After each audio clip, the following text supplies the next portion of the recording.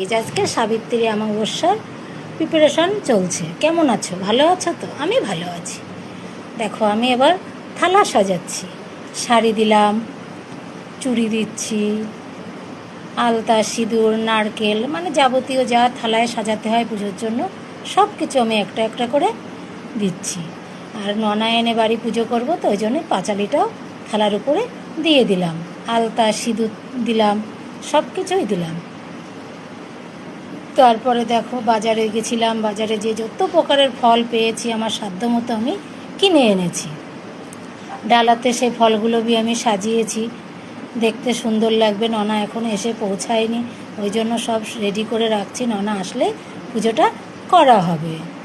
কত ফুল, বেলপাতা, তুলসী পাতা সব তুলে নিয়ে এসছি। আর আমাদের একজন ফুল দেয়, সে ফুল দিয়ে গেছে। এক ঝুড়ি ফুল আমার হয়ে গেছে।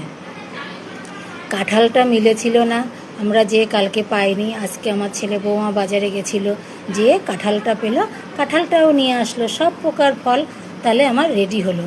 Tata, bye bye, Radhe Radhe.